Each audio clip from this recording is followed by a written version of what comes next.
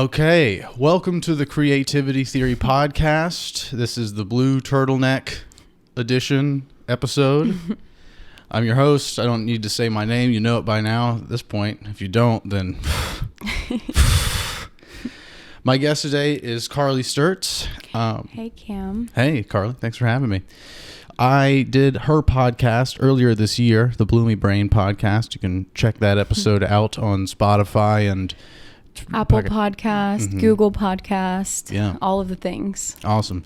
Well, we have a fucking really crazy podcast ahead of us, I bet. I'm betting on it. But before we get into it, as usual, a message from our sponsors. We understand that times are tough. The American economy is tanking. We are all in the midst of a massive financial crisis. But we here at Red Robin are particularly in an even more massive and more important financial crisis. So please come out and support your local Red Robin today. Any meal you need, it doesn't matter. No special offers, just come in and buy a meal. Please, we really need you to come in and buy something. I am literally begging you. We're so close to having to file for bankruptcy and close all of our stores nationwide. This is serious. Please come eat here. So we're going to Red Robin after this? Yes. We need your business so bad. Like so bad. Red Robin. Yum. All right. Well, now we can get into the cool stuff. So we got a sponsor. The last I saw one of the other episodes, you hadn't had sponsors yet. So this is a first that I've seen you with a sponsor. Oh, it's still the same thing where it's just I'm making free ads. Yeah. So I'm hoping Red Robin likes that. I understand where they are, you know? Yeah. Hey, well, we like Red Robin, right? I guess so. I've never really been a fan, but I shouldn't say that. I haven't been since I was a kid. That was like, my parents used to love to take us there. I just remember that the lemonades were really good. They have like so many different types of lemonades, but yeah, I haven't been in a while. Yeah. So Red Robin, guys. Yeah. I don't know. I think I've always been really turned off by like the non-fast food chain restaurants. I mean, I'm turned off by fast food in general, but will go. Yeah. There's certain fast food restaurants I have a affinity for. Do you? My family loves Taco Bell. They Really? always want me to go to Taco Bell with them. I guess if I'm gonna go fast food, does Jersey Mike's count? I really like Jersey Mike's. I don't consider them of like fast food chain, but that's kind of in that middle ground. It's not necessarily like a Red Robin, TGI Fridays kind of. Applebee's. Right. I guess maybe Chick-fil-A then. That could constitute as Chick-fil-A's fast food. Yeah, Chick-fil-A is really good. Sometimes I like that they have the app too, so you can just order something quick. I usually get the grilled nuggets. They're pretty good. Yeah. Well, before we do an hour and a half about fast food, so tell us a little bit about Bloomie Brained. It's your brand. How do you conceptualize Bloomie Brained? Yeah, so Bloomie Brained is a mental health and lifestyle blog and podcast. So there are a plethora of facets kind of umbrellaed underneath Bloomie Brained. It started shortly after my my father passed away, and I really wanted to advocate very heavily for mental health. I've always been into blogging as a hairstylist by trade. I stopped doing hair full time about 3 years ago. But with that lifestyle, you're earning people's trust. So I really got into, and my family being in the beauty industry, we were kind of always the first to know about, the next hair trend or the next cool place to travel, the next cool restaurant to try. So I was always very intrigued by the lifestyle of like being in an industry where you're in the know. So a lot of people asked, did you always want to do hair and makeup?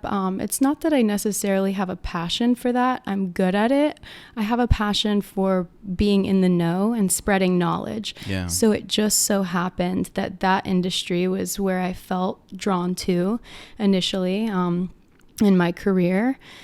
And when I was about 21 when I bought my home, so I worked really hard with doing hair and everything, that I was able to buy my home, which being in that home now has allowed me to be a little bit more financially free, having a mortgage rather than rent, which has allowed me to pursue my blogging endeavors. So going back to it all, with that being said, back to the umbrella. So a lot of things fall under that. I'm very passionate about, making people feel beautiful, not only on the outside, and that is so much of what I got in the beauty industry, but on the inside too, making sure that people are okay and people are loving life, because I just think that life is so short and you should juice it like a lemon and get all of the juice out of it while you can. Whatever that means to you, if it means self-care, if it means traveling, if it means love and romance, if it means going back to school. And that is where I do cover a broad range of things on Bloomie Brained through my articles, through my podcast, my YouTube channel. So it's a little bit widespread, but I love living life like that and, seeing new things every day, experiencing new things and reporting back to others and just finding those commonalities with people and like-minded humans. Yeah. There's something very interesting about what you said with like keeping up with the latest hairstyles or popular restaurants or something like that. Being in the know is what you said. And, yeah. And I've always thought about that, particularly with stand-up comedy. I'm someone that would really prefer, or for a long time, would have really preferred to not be on social media. Yeah. But part of me always stayed there for that art, not about the networking and booking gigs so much, but about keeping rather than saying in the know, I say keeping my finger on the pulse of what's going on. So it's like I can be a little more in tune with where the hive mind is, and mind. What the collective truth seems to be, whether that collective truth is flawed or not. What because the thing with comedy is you're trying to keep your finger on the pulse of it so that you can be able to criticize and make fun of it. But if you're coming from this place of like, I've been living out in the wilderness and I have no internet or anything, you might be able to develop some pretty funny stuff, but I don't think you're going to be able to connect with people in this like true sense without it. But anyway, that's a tangent. How do you go about, or how did you go about, and I imagine you continue to do so, keeping your finger on the pulse of things like the latest hair trend or diet? I know diet is one thing for you, and then exercise and a lot of these things. A lot of it is word of mouth, or was word of mouth, being that I was in a salon before full time. This was 3+ years ago. So, when it is word of mouth, making sure that the things that you're absorbing are coming from a reliable source, someone that you know and trust, and, someone that's not just spreading gossip about different things or diet culture or this or that, because the beauty industry can get so vicious and can get very materialistic and into the looks of everything. So kind of knowing your source and then picking and choosing what you choose, or what you prefer to tap into and tune into, being that I haven't been around people in a big office setting or salon setting in years. Now a lot of it does derive from the internet, research on my own, how I keep my finger on the pulse of things too, I would definitely say is, have you read Atomic Habits? I believe we talked about this before. I haven't finished it, but I'm familiar with it, and I think I maybe read about 25% of it. It's a very, very good book. I will say after the first 25% about, well, no, actually, sorry, I'm taking this back. I told my mom I liked the last like 25% of the book. I felt like it was almost like, he just started like pouring in information. Like it got really dense towards the end is what I'm trying to say. So part of that emphasis on the end of the book, one of the tactics that he gave was just 1% every day. 1% is completely obtainable. And a lot of people tell you, oh, you're never gonna succeed at one thing if you're just good at everything, if you do a plethora of things. And that may be true for some people. I don't believe that it's true for myself, because I enjoy doing many different things and having a multifaceted blog. So I just try and focus on that 1% every day. But kind of circling back around to what you said about social media, it's interesting. We are like-minded on this. If I had it my way, I would not be on social media either. So I try and look at it instead of in a negative sense of it can be so draining, it can just be exhausting, even the blue light, exhausting to our physical bodies. I just try and use it for good and follow good hashtags that I like to see, stuff with cooking, stuff with mental health, travel, rather than aimlessly scrolling. I've set, excuse me guys. Okay. I've set a rule for myself. I get 5 minutes in the morning, 10 minutes around lunchtime, and 15 minutes in the evening. So let's say if I miss the first 5 or 10 minutes because let's say I'm here with you and I miss the lunchtime 10 minutes, then I don't get to do it again until the evening time, and it doesn't roll over. Does my life always look like that? Does it always look like that? No, absolutely not. Some days I can't abide by these rules that I give myself, but I do find that creating structure helps me to not overwhelm myself with social media, because it can be exhausting. It's everybody tapped into their left side emotional, right character, or left emotional two, a character in their brains. Typically, it's a place where people are vulnerable. It's like the lightly veiled. The veil is just taken off of people's lives a bit, and people are transparent, and then you have people that aren't as transparent. So what I'm trying to get at is just that it can be exhausting. So in moderation, and looking at it from like a business standpoint, and then also it can be so good to connect with people as well. But yeah, I guess what I'm trying to say is I don't love the idea of social media, but I love all of the good that it can create and all of the connection that it has provided. Yes, absolutely. There is certainly benefit to the existence of social media, and it's not all a nightmare. And to focus on the way it can be useful to you, rather than point out all the ways that it can be absolutely toxic and detrimental. A lot of these things, just life in general, it's a lot of what you make out of it and the perspective you have on it, and really the story you tell about it. Yeah. So I have some thoughts there about the story, but I actually wanted to first visit this topic of meditation, because this is something you and I share a common interest in. Yeah. And I know I talked to you on your podcast about my transcendental meditation practice, and I've also mentioned on this podcast that thing and my familiarity and use of more mindfulness practices as a supplemental form of meditation. Yeah. So what is your experience with meditation? How did you get introduced to it and get into it, and what does your practice look like? Yeah.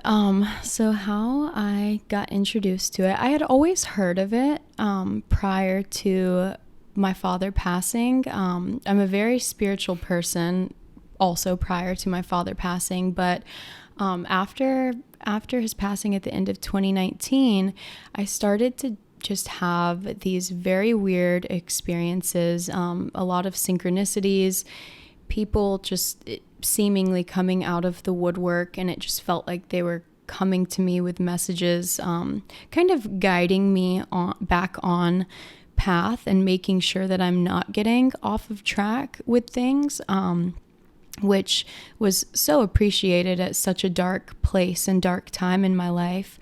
And So about a month before my father passed, I was going home to Fayetteville, North Carolina, where I'm from, for Thanksgiving. And I literally have a voice memo of this. I record voice memos, like little like vlogs all the time, just so I can remember things, even if it's like a punchline or something for a blog or an idea. It's not always like emotional or my just random thoughts, but I'm literally saying, I'm so excited. Like, I just got back from LA. When I get home this evening, I'm going to tell my parents that I'm going to work towards moving out there, not permanently or indefinitely, just for the time being. In my soul, I felt called to a bigger city. I felt called to be more expansive, to really grow in life. And I had a best friend out there that was going to kind of take me under his wing and let me, he's a very big celebrity stylist now. He's worked with Adriana Lima, Paula Abdul, James Charles, Sophia Richie. He's doing great. And I was going to go out there and work under him. I was so invigorated and so excited by this. I didn't know at the time how much my dad had going on with him and how much stress that my parents were under. And my dad did pass away, you know this, by suicide. So I just didn't know that, like, coming to them at that particular time, a month out from his passing, they probably never wanted that news that I, was wanting to go away. I'm their oldest child. I was really close with them. So I wasn't very thrilled with the reaction I got. It kind of brewed into a big fight. My dad didn't really say much. He was docile on the couch in the background. And it was just kind of me and my mom going at it for a bit, and she was crying, and she was, like, are we not cool to you anymore? Why would you want to leave us? But, and that's, I don't hold any resentment or anything there. And that's not why I'm telling this story. But why I'm telling this story is because in my soul, and this is what I kept telling them, I said, I'm not meant to do hair. I'm not meant to be in a salon trapped in by these four walls, these same four walls every fucking day. I'm not meant for this. And I feel it and I see it every day. And when I travel alone to Jamaica and stay on a lime farm and I'm interviewing the people there, when I travel to LA and see my friend Dustin and meet like-minded individuals there that want to work and, fill their body with purpose, the purpose that they deem they were put on this planet to fulfill. That's what I want to do. I'm not saying I want to leave you guys forever or anything like that, but like, I need to get out right now. I'm not supposed to be here. And so then, we went to bed upset that night with one another. Thanksgiving happened. It all just kind of got like swept under the rug a little bit, but they knew how I felt, and they knew where my mind was with all of that. And fast forward to the story, my father passes December 17th. 3 days before his passing, we were on the phone, and he tells me, he's like, I was like, Dad, I have this like business conference that I'm supposed to go to in Vegas. I've never gone to Vegas before, for my CBD company. I really don't want to go. Like, I'm such a tropical girl. If I'm going to spend the money, I don't want to go to Vegas. Like, I just want to spend the money and go back to Jamaica or something. And my dad was super business minded. He's like, no, it's a conference for your work. Like, you better go. You're going to love Vegas. You're going to have the time of your fucking life. Like, go.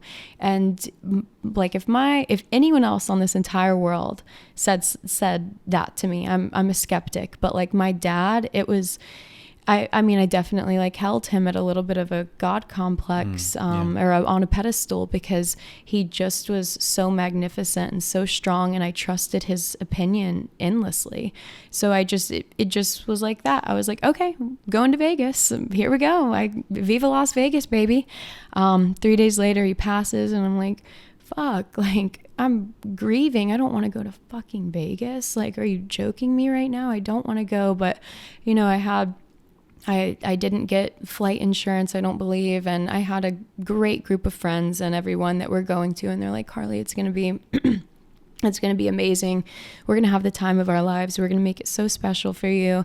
And they absolutely did.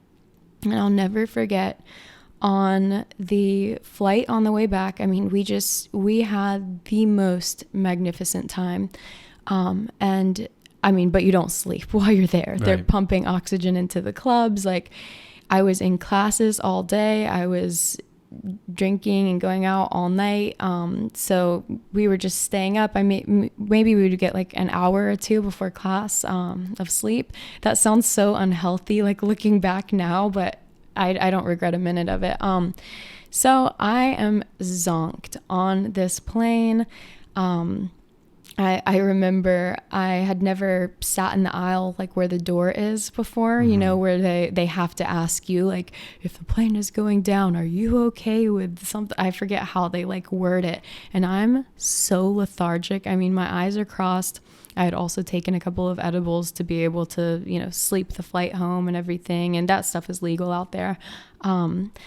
But I just remember being like cross-eyed and being like, what are you asking me right now? No, I cannot do this. Like, I'm not the one you guys want. I'm like near death right now coming back from Vegas. So I was like, no, please move my seat. And then after that, I realized that that's a very like normal standard thing. I just didn't get what they were asking me. And I'll never forget, I was sleeping. My friend literally has a picture of me like sleeping with my mouth open. Like, that's how out of it I am on this plane.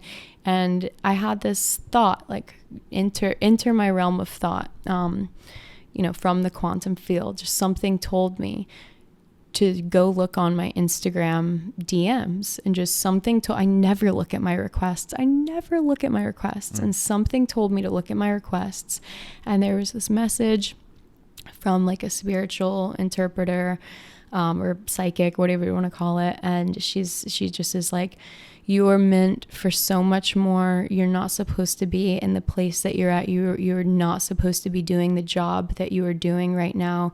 You're meant to be traveling the world, like all of these things. And she said, you just lost someone important to you, and you just met someone very important as well. And she listed things that like nobody would have known about my trip. And just, you know, and a lot of people can say, oh, well, you know, it's all very generalized, yada, yada, yada. Yeah. But when you feel it in your heart, when you feel it in your body, and you know that there's a message, that message is for you, and you're unlocking that message, you just feel it. And it's something that you don't even care to justify to people, because you feel it. And I felt it. And I had never done anything like this before, but she's like, let me know if you would like a session with me, blah, blah, blah. And I ended up I was like, this is just a little crazy. Like, a little too on the nose. Yeah. Like, I have to do these sessions. And so I started doing these sessions with her, and she's the one that poured into me. She said, you are meant for so much, and I cannot tell you what, I mean, and at this point, Cameron, mind you, I'm literally a hairstylist. Like, my dad had passed 4 weeks prior. And I'm coming back now from Vegas to this salon where I got the news about my dad's passing. I mean, how weird is that even? So I try to go back, and I couldn't work somewhere where I got that news. I couldn't stand somewhere and see 6 feet next to me. I couldn't stand somewhere working, listening to someone complaining about their nails chipping, or their spray tan not being good, or their blonde not being the correct shade of blonde, or you know, whatever it was, and look 6 feet to my left and see where I got the most devastating, life-changing call of my life. And so I tried to go back that next week, and I just hear her telling me, you're not meant to be there. And it's exactly what I had told my parents. And so I started doing these sessions, and she's like, I'm not here to tell you what you're supposed to be doing in life. That's not my job, but I'm here to tell you that you need to be meditating and praying every single day. You need to be journaling. You need to be meditating. And she gave me like different types of meditations.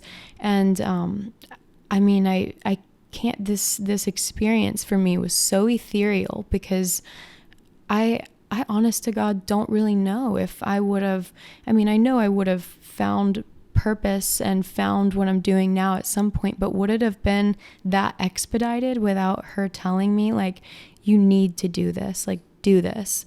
I mean, she really picked me up from a place in my life that was hard, and I really just poured myself into it and just went all out. And then it kind of started to align with, okay, Carlie, like, wow, you've always loved public speaking and you've always been incredible at writing. You love writing. I mean, in elementary school, I started getting pulled. We would do creative writing prompts. And in second grade, I started getting pulled out of class. I always would think I was in trouble. And they're like, no, you're not in trouble, baby. Like, we just want you to come. They want to read your story to the 4th and 5th graders. And I'm like, oh my God. And so, I mean, creative writing started young for me. And I'm like, oh my gosh. And so I would go home, and it was just like all of the signs were there. And my mom, after my dad passed, we would sleep together in the same bed more often than not. And she's like, let's listen to Michael Seeley. Have you ever heard of him? He does guided meditations on YouTube. And it's for people, they induce lucid dreams. Okay. And my mom was very into this at the time because she's like, all of us wanted to connect with my father in our dreams. So she got me into those meditations. And so just from my, spiritual advisor, Erica, the one that DM'd me on Instagram, which was so weird. She was in New York City. I was in Vegas at the time. How she even found my Instagram, who knows? But, and then, her telling me I needed to meditate, my mom starting to get into these meditations, it was all there. And I was like, I'm going to start writing my own, and I'm going to make them just like my motivational speaking, except if I do them for people, they get to close their eyes and zen out. It's not, I'm not like, oh, I'm this, woo-woo spiritual guru, blah, blah, blah. I mean, I can be if you want me to be, but it's more so, it's just motivational public speaking to me when I do it for others, but in a Zen manner. And I on my own practice transcendental meditation, as we talked about before. Well, you were the one that told me about that, and then I started honing in on that. Really? Mm-hmm, yeah, looking into it more and practicing more and having very incredible experiences. Different chakra meditations to make sure that the 7 energy centers are balanced. I'm really into that because I'm in remission, healing from an autoimmune disease that they told me I would have for the rest of my life. And then I looked at, okay, that's interesting. They're telling it's a thyroid disease. It's called Hashimoto's, and I've heard of it. Yeah, it's where your body creates antibodies, and it will attack your body and attack your thyroid. A couple of years ago, I just felt that I needed to go on an all natural path. And I had been feeling that for a very long time. I mean, this journey of mine has been like 7 years with Hashimoto's, but it wasn't until like 4 years ago that I started to become more versed about different eating habits and everything. And about 2 years ago that just something was telling me, seek out like holistic medicine and holistic healing. And into that journey, into, the meditation and the self-development and personal and career development and growth, I started to, and just aging. I do think that this comes naturally with everybody getting older. I'm 25 now, and it wasn't until I was around 23, so 2 years ago, that I finally started to learn how to say no. And not in like I just say yes to everybody, but being in the service industry, doing hair for people. I mean, that is a very people-pleasing job. I mean, you're literally trying to please your client. So you do get and grow so accustomed to just wanting everything to be good, wanting everyone to be happy, wanting there to be no drama, no conflict, nothing, and just in life in general. But that's so surface, because in life we should feel all of the emotions, and we should feel how we're supposed to feel at that appropriate time. And I wish that someone had told me when I was younger that we are not thinking humans who feel. We are feeling humans who think. So if your body feels it, that is your body's truth. And I was listening to a podcast, so fast forward, and about how to heal Hashimoto's naturally, just because I just think that studies are ever changing, and there's constantly new and improved studies and lists of foods and herbs and supplements. And one of the last questions, I'm so happy I listened until the end of the podcast. But one of the last questions was, do you think that sickness is spiritual? She asked the girl that, and she said, I absolutely think that sickness is spiritual. Look at where my thyroid is. My thyroid is in my throat.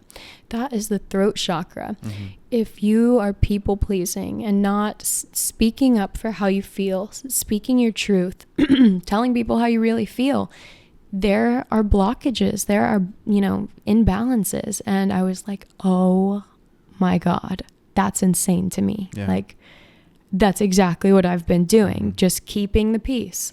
Because I don't want people to feel the wrath of true raw emotions, but maybe sometimes people need to feel that. So all of that being said, I'm very into different chakra meditations and kind of incorporating that a little bit with other meditations as well. And yeah. Okay. Yeah, there's a lot there. Yeah. So I think the thing that I'm going to choose to focus on here is we have similar views too about the sort of divide and overlap with this sort of spiritual woo-woo stuff, and then also science, where it's like it's not good to necessarily lean on one single way of looking at the world. There's got to be some marriage of these things and understanding kind of their place. And we also have overlap in reading some of Joe Dispenza's work. Mm-hmm. And you particularly are reading Becoming Supernatural right now. Have you finished it, or you're in the middle of it? I'm about halfway through. Got it. And so, and you mentioned too the quantum field, like he talks about too. So in regard to medical issues too, like this idea that sicknesses and illnesses can be spiritually healed and dealt with and causal.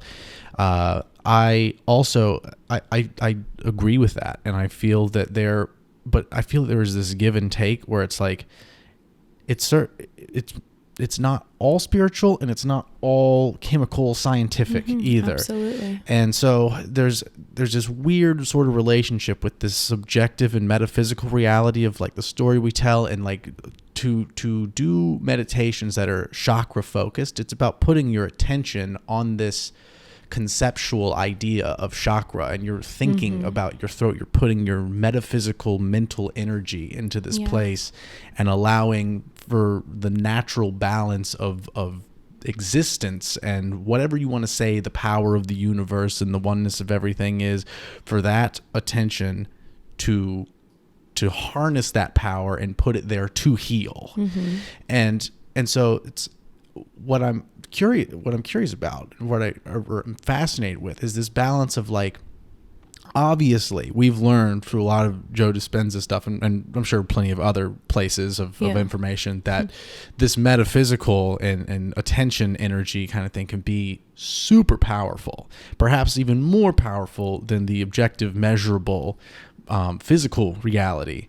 But like, what role do you feel that the physical reality and the scientific plays in terms of like, do you feel that you could just, like diet, for example, do you feel that you could just eat a bunch of bullshit and then never exercise and just be bad to your body? But if you have just an amazing spiritual practice, like you can just be in peak physical condition? Or is there some kind of balance to strike there? I definitely do not believe that. I think balance for sure. But I think you're completely right about marrying the two together. And I think to have that beautiful synergistic balance, that there does need to be a healthy mix of both. Because, I mean, look at some of the leading causes of death in America. You can be the most fit person in the entire world, but if you're like disturbingly, morbidly stressed out, are you going to be healthy? Are you going to be fit, or healthy fit. You know what I mean? So I do think that there does just need to be such a balance of both. Absolutely. Yeah. See, part of me, I think where the Joe Dispenza literature has led me to believe, and where it's really changed my mind, because this is me coming from a place like my spiritual arc is basically raised in a Christian family where it's not very prominent. Like, we don't talk about it too much. My grandfather's pretty obsessed with, not obsessed, but he likes going to church. My grandma supports it. My mom's kind of passive about it. Yeah. And then around 6th grade, then I got introduced to the idea of atheism and other religions. It's like, well, they can't all be right, and so they must all be wrong. I'm like, okay, well, I guess I'm an atheist now. So then I kind of went through that all the way to somewhere towards the end of college, and just had this awakening, and it was synonymous with this introduction to suddenly being interested in reading a bunch of things and taking in all sorts of philosophical and scientific information, and starting a meditation practice and being fascinated with the mystery of consciousness and understanding God as a more abstract concept rather than this man in the clouds, and me being like, okay, now I feel like I'm open to some sort of pantheist type thing where it's like there's some fundamental truth that all religions are kind of pointing to, but with different rhetoric. Absolutely. And where Joe Dispenza's come in, like, this is years later, and I mentioned briefly to you on the phone the other day about this psychotic break I think I had. Yes. And I think that there were physical elements which I think destabilized the mental, spiritual, and physical system of me. And then there was this more powerful metaphysical thing going on in relation to self-talk and the story and ideas I had in my head that I think just set off like an amygdala, like fear response of like just perpetual anxiety attack punctuated by these extreme panic attacks and this feeling that I was having heart problems and all sorts of stuff. And it lasted for a good month, and it just kind of like veered off. It was a slow recovery. Wow. But in that period, I found Joe's work and I read You Are the Placebo. And what he talks about in there, and also what he talks about in Becoming Supernatural, is this quantum field, this metaphysical space that is beyond the physical, beyond the material. You're no one, no place, nowhere, no time. The power that comes out of that field when you can tap into it and like break down the illusion of reality and then consciously and creatively rebuild a new, more functional, positive version of it. Yeah. The impact that it makes me believe, as preposterous as it sounds to give yourself a bullshit diet and not do things that are physically good for your health, it has led me to believe there are cases where people are so tapped in to that metaphysical side of things, they actually can get away with really skipping over a lot of the physical elements of taking care of yourself and be so powered by their mind and spirit. I absolutely agree with that. And what I was thinking, like, I didn't want to come off as I ever want to define health standards for anybody in particularly, because I know, my health standards with my own autoimmune issues, myself and everything. But let's take, his name is Israel. It's the guy that wrote and sings Over the Rainbow. Okay. He's a larger man, and he has one of the best songs of all time. And he did what he needed to do. He had an idea and he insisted. He's like, I have to record this today. And he did his thing. And now we listen to his song for decades thereafter. And, that type of music, that doesn't come from someone that doesn't believe in themselves or isn't right with them. It isn't healthy in the mind, or maybe he isn't, doing or wasn't doing that well.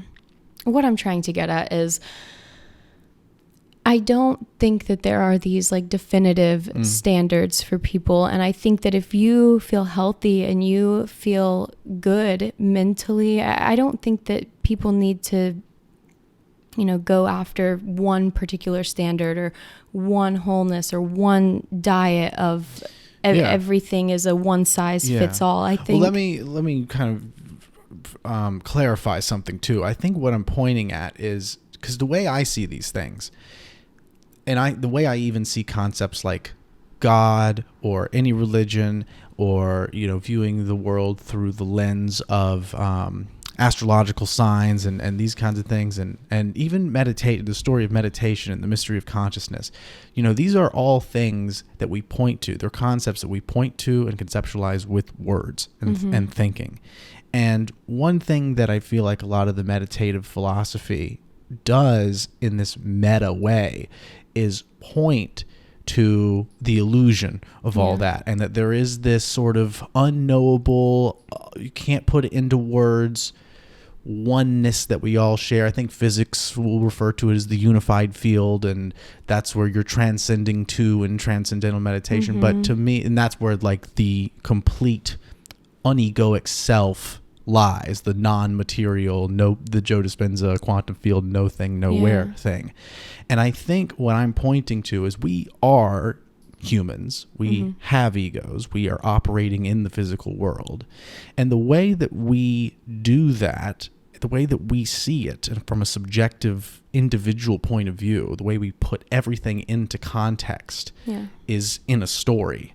And I think what I'm suggesting is that no matter what sort of ideology that story is nested in or influenced by, whether it be political ideology, religious ideology, philosophical ideology, if it's a good story that empowers you psychologically, emotionally, the effects of it are profound on the effect that you have on yourself and the world around you. Yeah. And so I think you definitely agree with me on this, that a lot of people have a problem of telling a bad story, one that does the opposite, one that really stresses them out. Yeah. Like you damn well the story we tell will affect our cortisol and hormones and stuff and stress, and the stress will kill us perhaps more so than a poor diet or anything, Yeah, it will cause us to not be able to sleep, and bad sleep will damage us really bad. There's a lot of things there, but absolutely. Yeah. So to tell a story that diminishes stress response and what's there's like the sympathetic and the parasympathetic nervous system. I can't remember which is which, but the good one. Yeah. When you have a story that activates the one that expands and generates health in the body rather than the one that deteriorates and retracts and pushes it towards death. Yeah, and I agree with you completely there. And I think what I was trying to get at earlier, but it just wasn't getting out in the correct manner, is that it's not for me in this lifetime to define or measure someone's happiness based on their physical health, because their mental health is something that I cannot see. But no, I agree with you.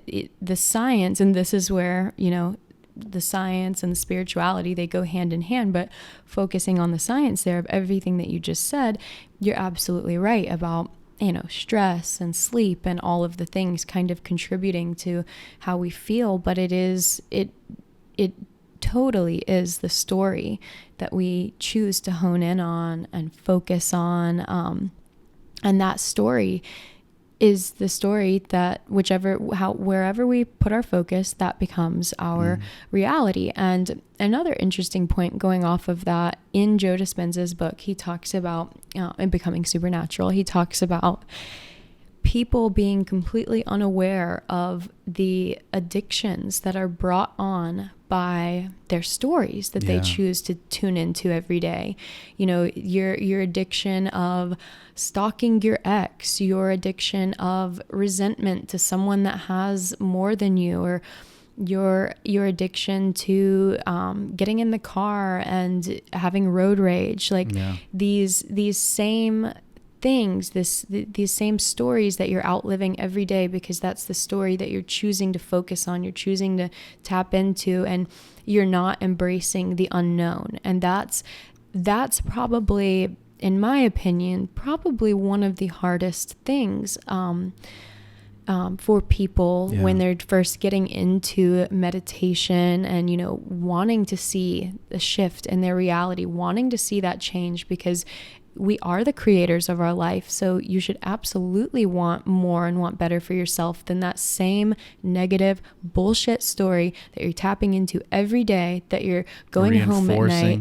Yeah, that you're going home at night and you're feeling drained. You're not feeling invigorated by life. Like I always say, you should feel happy at least 4 out of the 7 days of the week, because if you're happy only 3, the other 4 are outweighing the negative, are outweighing the positive. You know, you should be happy majority of the week. So what stories do you need to let go of? What mentalities, what mindsets, what perceptions do you need to just release? And that goes into what you just said about, you know, becoming, how did you say it again? Becoming nothing, like... becoming nothing, or no one, nowhere, no time. That's Joe Dispenza's words. Yeah, nowhere, no one, no time. You know, that's creating happens when you tap into and invite the unknown. Like, you know, I say, I want $1 million this year. Am I going to sit here and define, this is how I'm going to get it, and I'm going to get it from a lottery ticket, or I'm going to get it this way, blah, blah, blah. No, I say, I want $1 million this year. I'm going to have $1 million this year. This $1 million already exists to me. It's already mine. And now I invite the abundance into my life. I invite the unknown experiences of how this is going to happen. I'm open to it all. It's that feeling of being open. And I mean, and that goes into neuroplasticity and just, you know, kind of creating different slopes and grooves in your train of thought to, you know, ski down every day, rather than taking the same blue slopes. Take the black ones today. Yeah. So you said something too that, like pointing to this problem of reinforcing a negative story that drains you, and you go back to it and you feel like you can't escape. You know, you're filled with bitterness and resentment of someone that has more than you, and that kind of story. You know, it's really interesting seeing like people's response to Elon Musk. You know, like people love him, and they focus on all his interesting inventions, and it's like you can compare him to other billionaires who are really just spending it on big houses and super yachts and really sucking the life dry corporately. You know, taking advantage of that. Well, it's like, come on, like among the billionaires, Elon is pretty cool for one. You know, sure, you can dig into his family history and the emerald mining and all that stuff, but you know, to hate on him for just being a billionaire. But this is it. It's a conscious reinforcing of a story to hate someone that has succeeded. Right.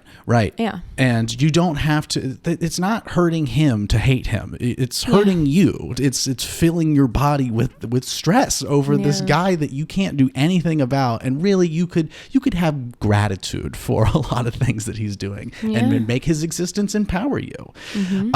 But that aside, the thing that I know this personally, because I feel like this was the shift I had in 2017, before, you know, I described going from atheist to being extremely open to all sorts of possibility. Yeah. But it was this thing about the negative story. One, realizing that I was telling a negative story. And two, and this is the big thing, that I have the power, the creative control to change it. Like, to extreme degrees, and that I'm kind of ignorant about how that mechanism works and how much work is ahead of me, but it's just this intuition and sudden realization of knowing I'm in a bad story and I have the power to change it all by myself. And I think that's the problem. Most people telling a negative story, when you talk to them about this, they don't believe they have that power. You know, we've talked a little bit about the qualms we have with maybe the psychiatric and mental health industry in a more conventional sense, where this idea that things like depression and anxiety are because of a chemical imbalance. It's like Actually, I'm pretty sure it's the opposite. I'm pretty sure the chemical imbalance is a physical manifestation of a bad story being told, an anxious story, a story that breeds, perpetual sadness, where you just feel like there's no escape, you're helpless, and you have no control over this story. I couldn't agree with you more. There's so much to unpack about what you just said, but I really, going back to one of the first things that you said about, I'm forgetting how you worded it, but just about not knowing the work that is in front of me, with your spiritual journey and awakening and, reclaiming that power as the creator, as the artist of your own life. I think that that's a very humble point and statement that you make, because sometimes, once when we're up at the top and we're feeling super heavily evolved and we're like, wow, I feel amazing right now, I feel invigorated, it's like now you're stuck in that story, because you get stuck in it and you're like, oh, this is where I'm supposed to be. Yeah. So then now you're not accepting and not open to the unknown, because you think that this is all. You're like, wow, this feels awesome. Yeah. Mm-hmm. And I will say the industry that you predominantly see this in is holistic healers. Yeah. Because to some, it's like they are the almighty healers of the world, doing the Reiki and the yoga and even what I do with the meditations. But that can become toxic if even those people are not, staying open and receptive of new and change, because, you're always growing.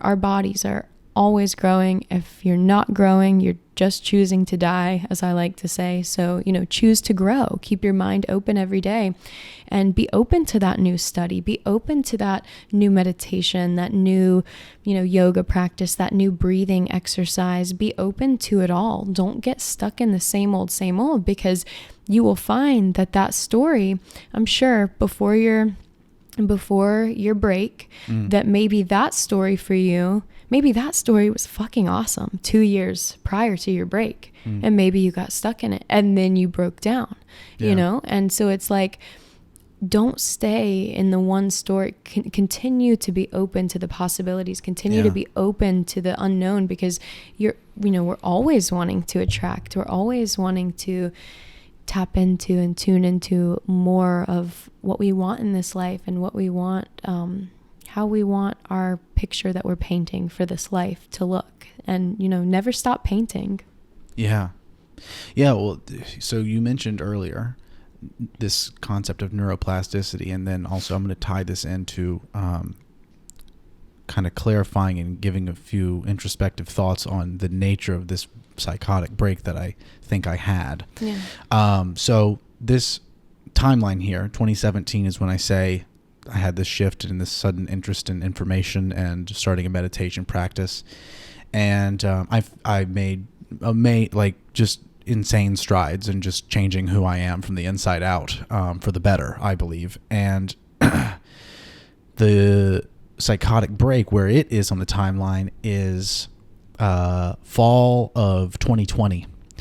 And what I feel like happened was the nature of the initial awakening and absorbing information. I started first of all, expanding the container of consciousness, so the amount of information I can hold and the depth at which I can understand it and apply it.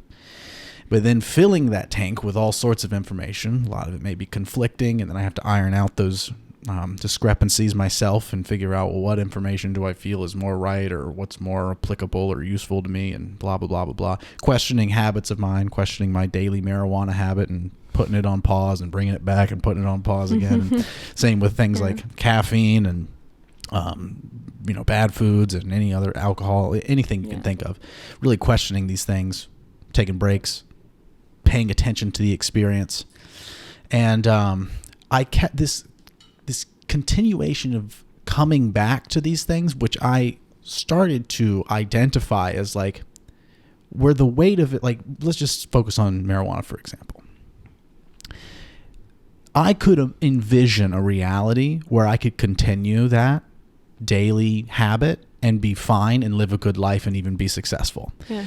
But the conclusion I ultimately reached was I have a pretty complicated, high standard for myself and what I want my future to be. Mm-hmm.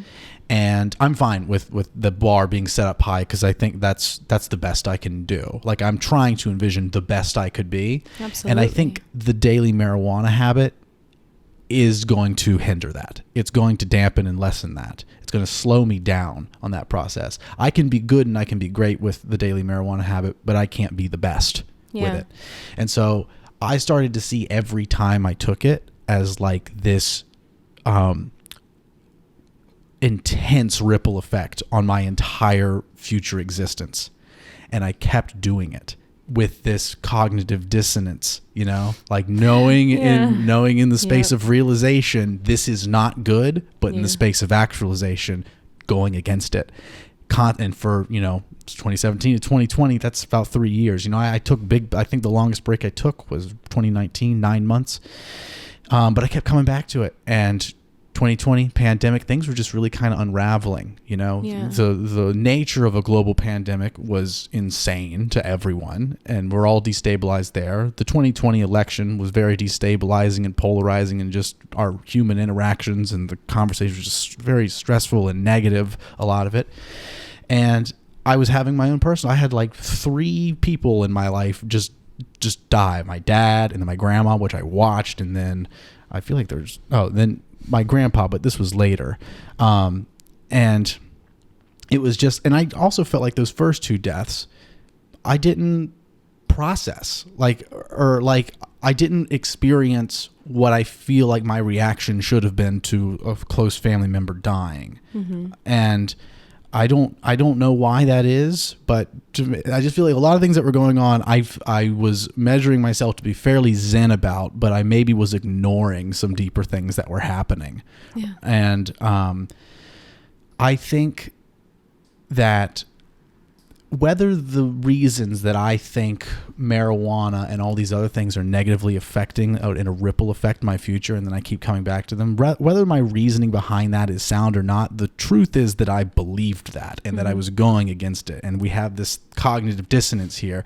And I think that's what it was. It was this manifestation of like, you're ruining your future every time you do this, yet you still continue to do it. And it was just a physical response was growing up of like, that's why the amygdala, I think, was just shooting off like, this is existential threat. Have a panic attack right now. Have a panic attack every time and that was what it was. I used to be someone that could rip a whole bowl of weed by myself, just rip a whole bowl pack of bong by myself and be like, yeah, give me more. Yeah. Then it was someone like, you give me a little toke of any kind of weed, I immediately go into, I'm having a heart attack. Yeah. And it was a month straight of me just doing that. I was like, nope, every time I do it, it's this. I have to stop. And then Joe Dispenza's thing. And then I started thinking like, well, no wonder I'm telling myself this story. And so it's like, that's why I asked this question of like, obviously there are physiological, science oriented, objective facts about the way something like these substances affect you that you can measure, maybe subjectively and objectively, that are negative. But then there is this powerful element of the metaphysical in the story where it's like, now I'm in this place where I feel like I honestly probably could do all these things I'm addicted to and tell a really good story and power through it and maybe even still be the best version of myself. I don't know is the truth. Yeah. But I think where I'm at is I'm most interested in seeing what happens when I can eradicate these addictions. Yeah. But that was to clarify and bring in everything that we were talking. And so particularly with marijuana, and then I had a fairly heavy and common psychedelic use, and we know that these things can lend neuroplasticity. Yeah. So I think a lot of this marijuana use on top of a lot of information taking and meditation and reprogramming was with a much increased neuroplasticity if I weren't doing these things. Yeah. I think it made my ability to manipulate the story that my conscious mind was telling down to the subconscious and unconscious levels very rapidly. I think that's what the where the neuroplasticity comes in for me, as I was using substances that increase neuroplasticity, and I was really taking advantage of it unconsciously and unknowingly. Yeah. And I think I reap physiological negative effects of that phenomenon. Yeah, and I mean, it's interesting to think about, obviously there's so many benefits of marijuana, and then there's also the science of what you were stating of, the negative things about it and how it maybe doesn't affect your life super positively. And I think it's interesting that you say that you could, rip an entire bowl pack and be just fine, wanting more, and then you go to just a tiny bit, gives you, induces a panic attack right then and there, or gives you anxiety. And then that goes into what we were saying about, like, I feel like science and spirituality merging of, like, the science is all there. These things about what you're doing, about the substance you're doing, but your spirit, your soul started to tell you, this isn't for me anymore. Yeah. And as you were telling me that story, I started thinking about people that their entire lives have said, no, I can't do that stuff. Gives me too much anxiety, gives me too much paranoia. It's making me, sit here and wonder, is obviously everything is not for everyone in this lifetime, as it's not a one size fits all, and we're all completely different individuals. But it does make me wonder, it's like, everyone has their own journey with things and experiences with things. And it's like, maybe yours had really come to an end. And it just, it was the end of the road there for you, and you felt that. And it's interesting to think about people that never have that journey with it, because maybe their souls and their spirits know this, while there was probably a time in your life that you deemed that you got so much good out of it. For sure. And I'm the same way. Yeah. When I had first started my blog, I would pack bowls all night long, and I would write until 5 a.m. when I was building my website and writing those first articles. And then I started to kind of slowly get away from feeling like I wanted it or not needed it, because I've never felt like I needed it. It's just been nice to have. But yeah, so it's interesting to think about those people that, like, internally in their spirits, they feel that this is never for them. Lots of people go on until the very end of their life, never having tried it, never being interested in it. So it's interesting to think about that, and to think about your experience and even how timely the year was. It feels like a lot of people went through awakenings in 2020.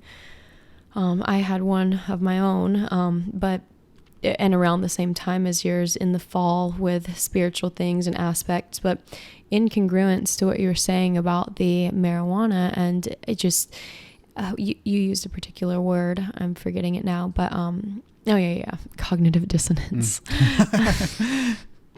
But going into that cognitive dissonance of knowing that you're not supposed to have something, and it's like you can already see a vision of, like, oh my God, my life could be so different without this. And that's how it was for me with gluten.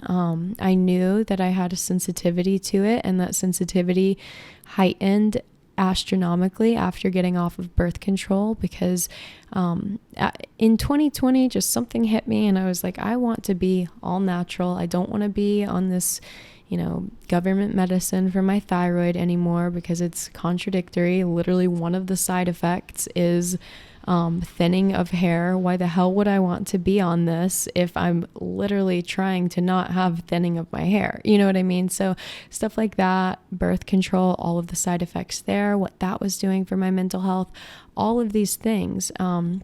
And then I even had a friend, she mentioned, so I had an Adderall prescription, never took it. I could make one bottle last 6 months, because I seldom did I ever take it, but I would take it as needed. And she said to me one day, she was like, do you know that Adderall suppresses creativity? And then also, you really don't know, like on amphetamines, you really don't know your true personality until it's been 90 days off of it. And I was like, okay, say less, I'm not taking this anymore. Yeah. And she's like, what? But you have a prescription, like you might need it. And it's not bad to take it if you need it here and there, blah, blah, blah. I'm like, no, I'm just like kind of on this whole wave. I already came off of Synthroid. I came off of birth control. Why the hell not throw Adderall in there too? And just, really meet me, the me that is sitting here with you today, the healthiest version of me yet. And with all of that being said, coming off of those medicines, birth control was kind of like a veil for all of the problems that were existing internally in my body, because it's putting synthetic hormones in my body. It's insane getting into the science of that. I'm not even going to go that deep today, but basically I had always had a gluten sensitivity, but the birth control was masking it because it was keeping my skin clear. And then the second I was off birth control, my skin just went absolutely crazy. And I spent the next 2 years trying to get to the bottom of it. And I always saw gluten, like visually. I heard it like telepathically in my head, almost like as if someone was whispering it in my ear. Gluten, it's the gluten, like stop the fucking gluten. Yeah. But I was in that cognitive dissonance. I'm like, no, like it's probably the gluten, but like let me try every other thing imaginable first because it's a really hard lifestyle, and I mean it's not hard now. A tough craving only lasts 20 minutes and a very hard craving only lasts 7 days. So after you get past that 7 days, it's a cakewalk, and I can see clearly, when someone puts it in my face, and it does get emotional. People it gets extremely emotional. People will be like, don't touch my bread. Like, you're not getting me to get rid of bread. Right. Yeah, well, and that's the thing is, you don't have to, I still eat bread, just gluten-free bread. Yeah. When I go to Italy in the new year, I will be able to eat gluten there because the process looks different. So, America, we mass produce so many things here. So the process, how long it takes to make gluten, there's like an actual scientific word for it. I'm just forgetting right now, but the process in which you make gluten in America takes about 2 hours, but in other countries it's anywhere from like 12 to 16. So that's why our bodies they don't have like an inflammatory response. They don't have a physical manifestation of, hormonal acne. Like I'm 13 again telling me don't eat that shit, Yeah. So it does get hard sometimes because it's hard to see some people be able to eat it. And then I'm over here like, I can't, I'm going to be bloated. I'm going to have extreme fatigue. My energy levels won't be good. I'll break out, all of these things. So that was something that was hard for me, but,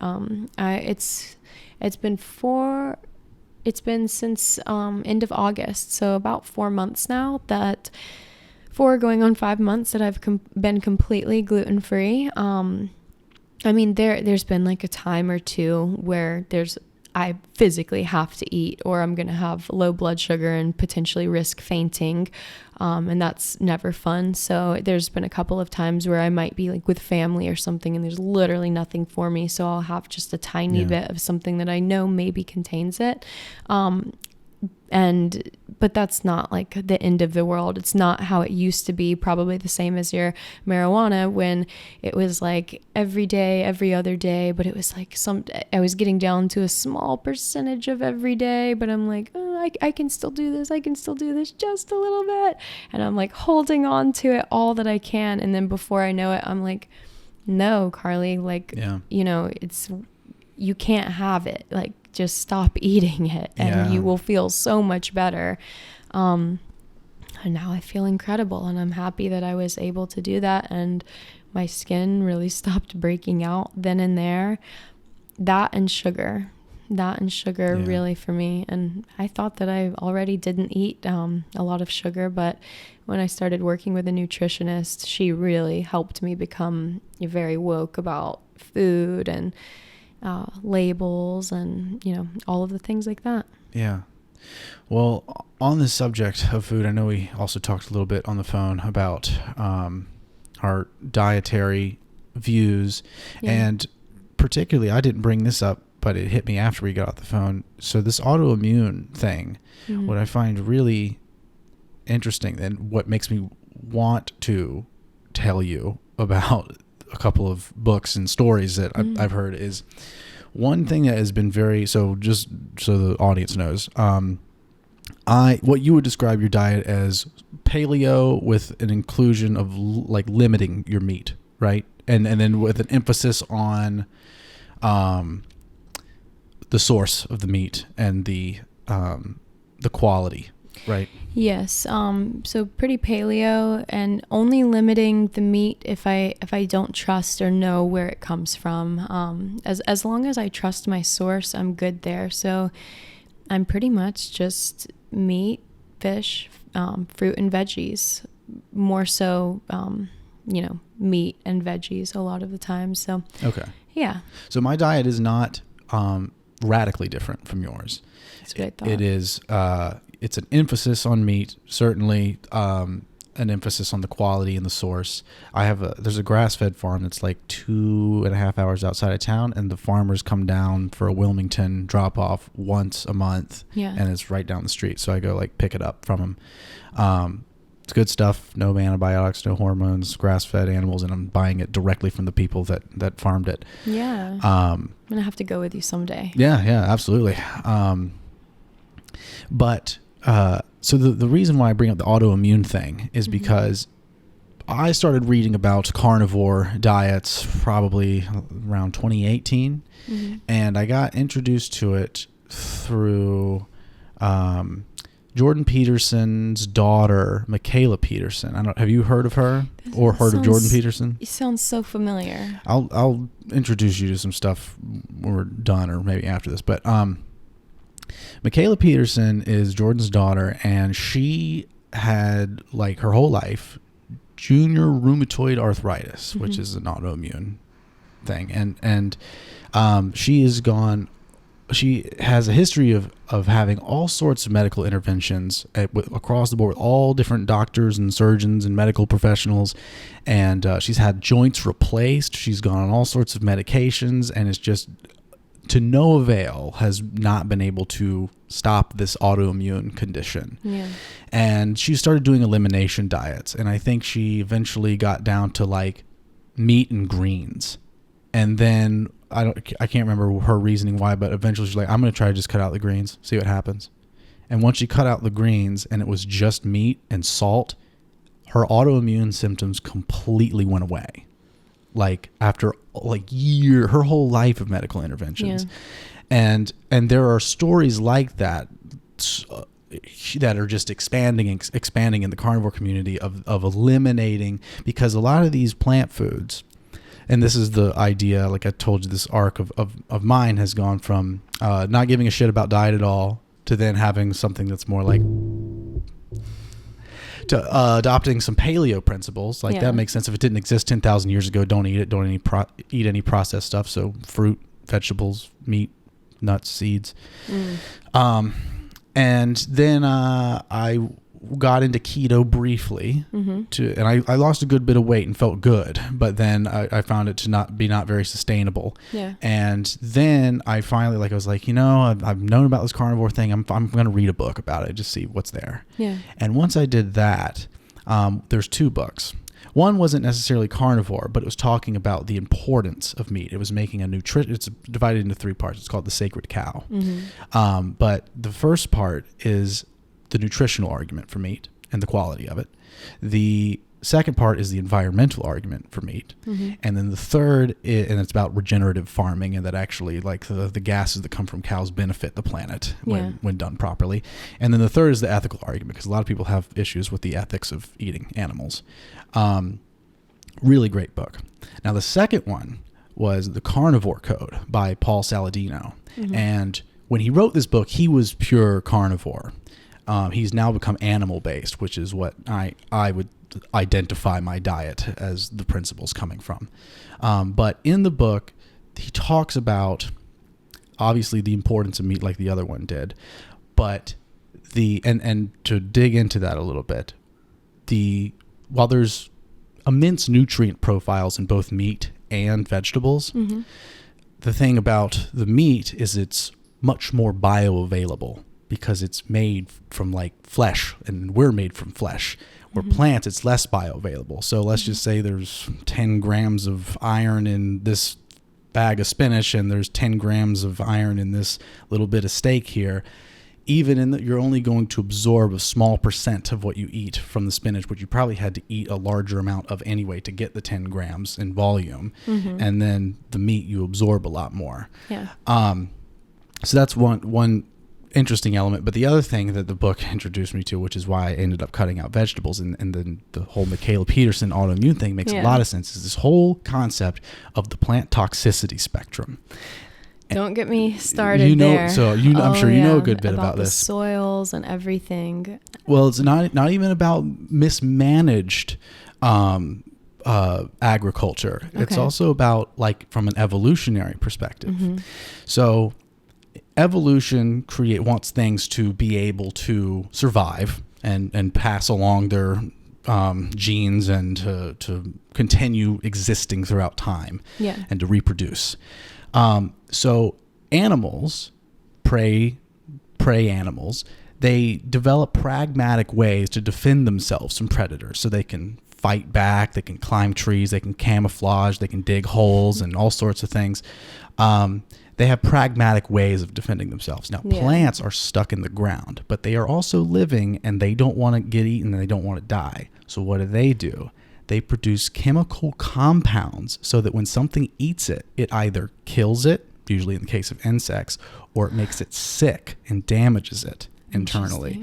And so a lot of vegetables, particularly the green ones, and like leaves, stems, roots, seeds, nuts, all these things are some of the most toxic plant foods. So while there are nutrients in plants, one, they're less bioavailable than the animal sources to us, but they also, in tandem with their nutritional elements, have elements that are damaging to the gut and cause inflammation. So a lot of people that are regularly consuming, particularly like the more toxic plants, because there's plants that are more toxic than others, and some that are maybe are questionable and not so much. I'm not like, I feel like things like roots and tubers like potatoes and carrots, I think they're kind of low on there, but then things like leafy greens and nuts and seeds in particular are really highly defended.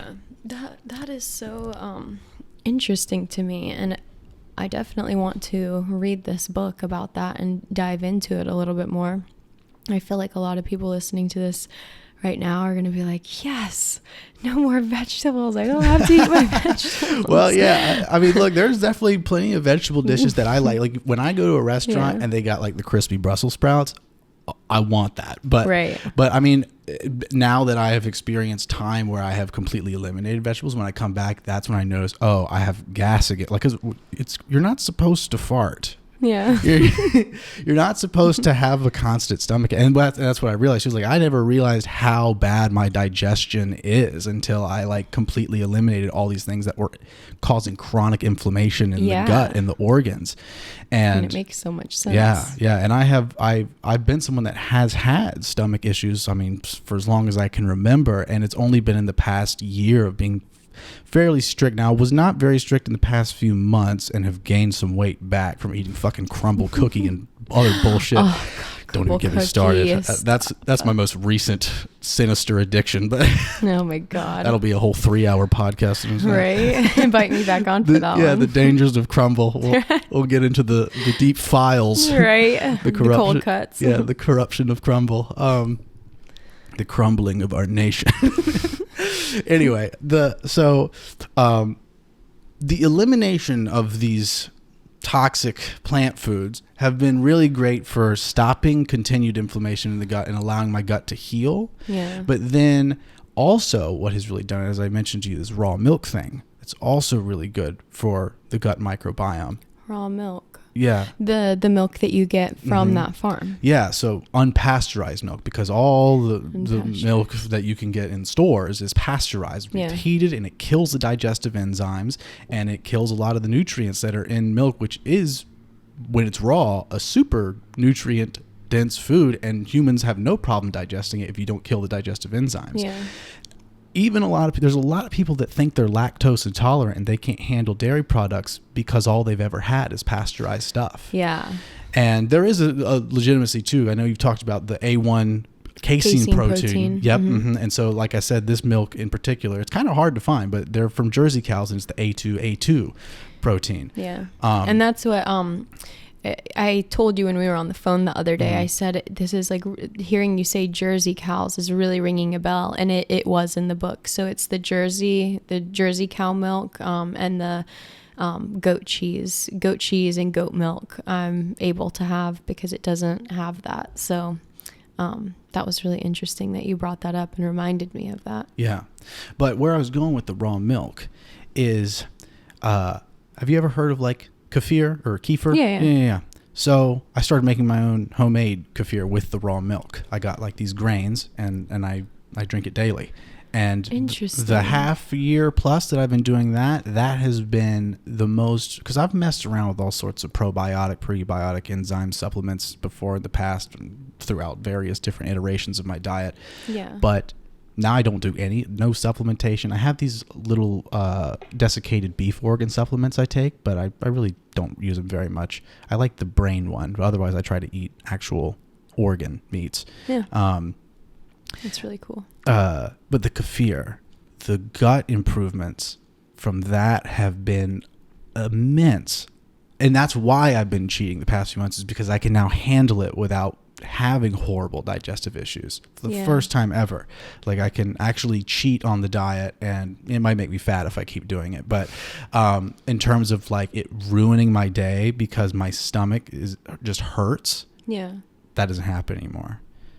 And when you say cheat, you're referring to eating outside of the animal. So eating, what I'm allowed to have is ruminant animal meat, so red meat from multi-gastric animals like cows, elk, deer, bison, whatever. So chicken and pork's not included. They're monogastric.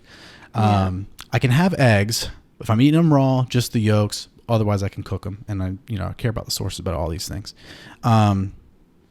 And then bone broth, organ meats, emphasis on organ meats. And I like to eat the organ meats raw. I actually ate just all the meat raw for like 3 months straight. But that's so interesting. I know. I like want to see you do this.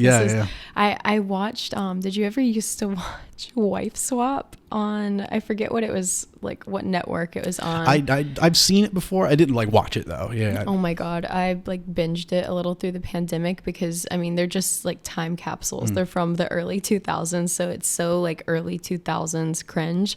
But one of like, they always match different families up, and they matched this like inner city, like very city life, clean family with this family that was living like rural on a farm, doing exactly what you're saying, like the raw meats, the kefir, like making all of their own stuff. Oh, okay. I think I've seen clips of it on the internet. Hilarious. And they're like, oh my God, this is child abuse. They make their kids eat raw meat. And they're like, no, this is the future. Yeah. Well, the raw meat too, that it's the same kind of principles as the pasteurization of milk. When we cook the meat, it kills the digestive enzymes, and we could, like people will say they have digestive problems with eating meat. It's like, might be overcooking it. But yeah, you can most of the time, especially if it's sourced from a good place, and you're not getting some like factory farm bullshit that has been mismanaged at your local grocery store. You can eat raw meat and not really be concerned about the bacteria. And a lot of being able to defend yourself from food poisoning does have to do with gut health. So you can eat something that would give an unhealthy person a terrible case of salmonella, where if you have a healthy gut, the gut microbiome just eats that shit up and you don't get sick. That good old microbiome. Yeah. I mean, you mentioned elk. I had elk last night. Oh, you did you? I love elk. That was so good. Oh my God, it was good. But an important distinction that I failed to mention earlier. So the difference between carnivore and animal-based is this carnivore is typically 0 carb, and it's a complete emphasis on the ruminant animal meat. And usually if you're doing seasoning, it's just salt. Some people, kind of veer off like, oh, no, seasoning's fine. But a lot of them are like seed and leaf based. So you don't want to add that in there. It kind of defeats the whole purpose of the gut inflammation thing. But animal based is the inclusion of the least toxic plant foods, aka fruits, because fruits evolutionarily are the parts of the plant that it's not their body, it's this thing that they bear to fall off, and it looks ripe and delicious, and it's sweet, so that it gets the animals to eat it and swallow the seeds whole and shit them out and plant a new tree. So fruits have the least toxic. A lot of them don't have, if they do have toxic compounds, it's like just in the skin. You peel the skin off and that kind of thing, or you just get rid of the seeds and that kind of thing. But that has been, that introduction of carbohydrates in the fruit form has been what has led my dietary arc to like, this is sustainable now. The version of the carnivore diet where it didn't include fruit and honey, I couldn't really do that for very long, because I think there's just that ketosis exhaustion past like the 3+ month mark that most people have experiences with. No, it's all very interesting, and I like that you're, painting these pictures of why the plants do what they do. It just makes an immense amount of sense to me. And I definitely want to be more mindful of that. I have a good friend of mine that has Crohn's, and he's been on a flare up right now. And, when I'll be cooking stuff, I've mentioned it, do you want this or blah, blah, blah. No, I can't have greens right now, blah, blah, blah. So then that was kind of like, okay, interesting. And then we were watching this video together, and the video just put emphasis on, if you're on a flare up, bone broth, bone broth, bone broth, like just stick to bone broth. And kefir too, once start incorporating that as, probiotic, after the flare up is over and everything. So all of that is very interesting to me. Even you saying about putting, if you're doing you said, what is it, the meat or the carnivore, just the carnivore diet, just doing salt on the meat. We could have a podcast alone about just different misconceptions with health and like what derives from the government wanting to, induce mass persuasion. And salt, a lot of people don't know that you've probably been somewhere before, and an older relative or someone at your table is I like, can't whoa, have salt. Exactly. Watch the salt, or I can't have the salt, blah, blah, blah. Misconception that Don't salt's put the too enemy. much salt. And a lot of people don't know that you can have a lot more than the government's telling you can have. And if your body is deficient, if you don't have enough salt, your body naturally craves sugar. So that, I believe it was like 20, 30 years ago, that was introduced into diet culture to drive up sugar sales.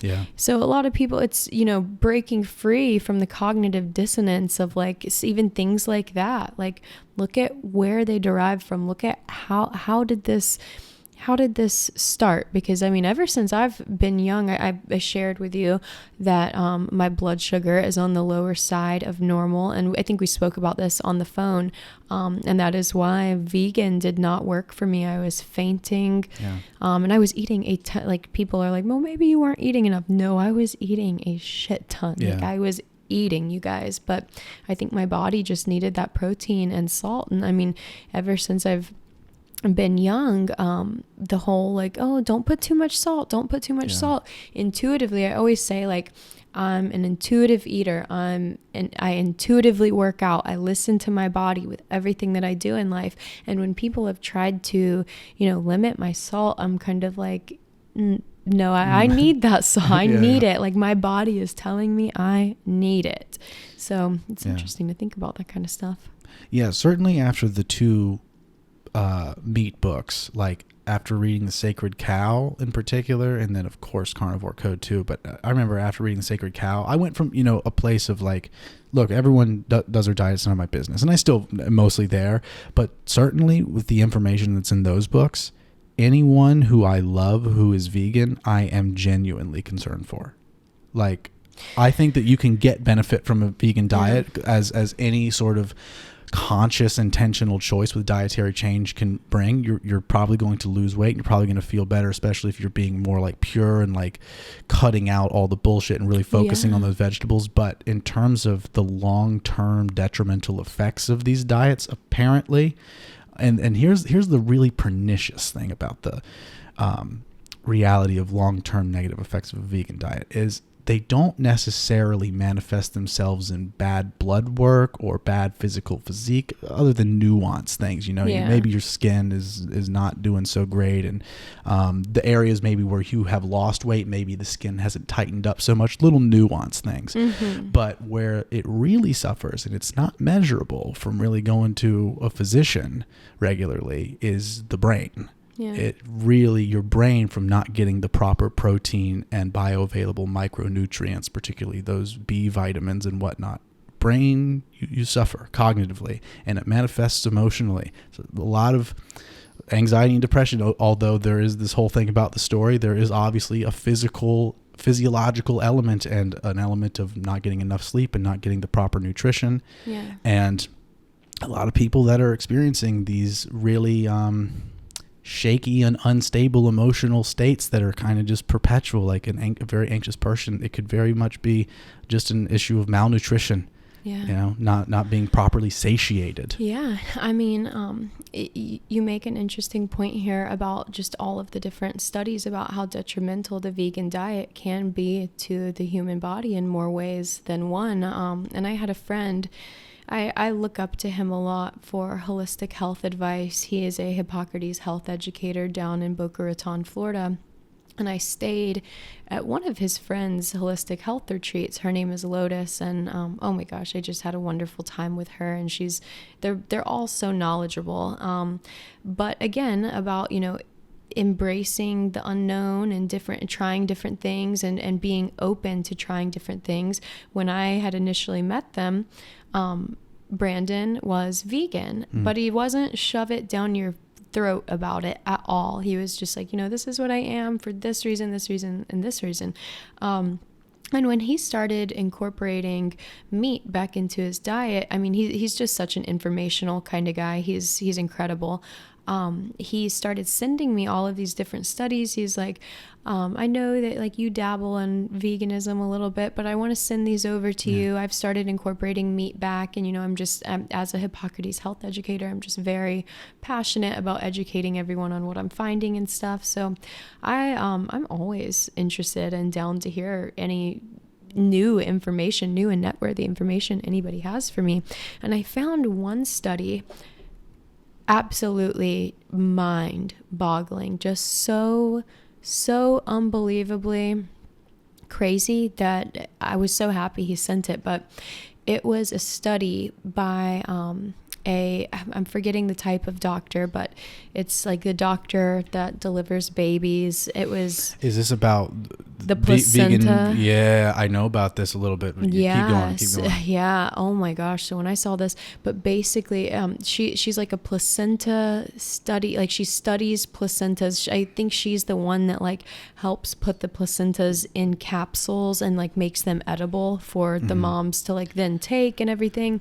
And she said that she tells all of her clients, she's like, if you want to do veganism, that is fine, but don't do it while you're pregnant, because the placentas look exactly alike the one, or like look exactly like the ones of people that have been smoking for a decade. They're black. They look like they have tar on them. And I was just like, my God. I think there's some countries, and I can't remember if it's one or the other or if it's both, but I think there's a number of countries where it is illegal to either be on a vegan diet when you are pregnant, or it's illegal to give your children a vegan diet up to a certain age. Because there's been cases where it's like giving it to the child, like babies have died from it. Yeah. Oh my gosh. Yeah. It's so crazy when you think about that. I mean, the more you know, right? So I'm happy to be where I'm at in my health journey and everything right now, because I agree with you. the vegan lifestyle was not sustainable for me. I didn't feel very great on it, and what it was driving me to do was to eat more carbs, and more carbs is typically gluten, more sugar. It's extremely hard, especially when life is on the go, to eat vegan, and for not for other people. I'm saying for myself, knowing that I need to be primarily gluten-free, sugar-free, and dairy-free, with the A1 casein protein. It was hard to not have that meat and not have the other things that I just listed. I was like, I would remember going to places and being like, okay, well, this has this has meat in it, like all these different things. So what the hell can I eat? Like some rabbit food, But yeah, so I'm happy with where I'm at, and I definitely am going to look into those books, and I cannot wait to dive into those studies there, especially about the toxic plants, because as I said, I think a lot of people will be really excited, like, yes, not as much emphasis on vegetables, but for me, oh my gosh, I love vegetables. I love the way they taste, so I really hope I'm not eating toxic ones. Yeah. Well, it is about 12:20 right now. I know you gotta be out of here at 12:30, right? Yes. Yeah. Okay. Well, should we close it out? Let's do it. I want to keep going. I know, me too. We should do this again and absolutely continue the conversation. It's been a lot of fun. Thank you, Carlie, for doing this. Of course. Can't wait to have you back on. I know. I can't wait to be back on. Thank you so much, Cameron. You're welcome.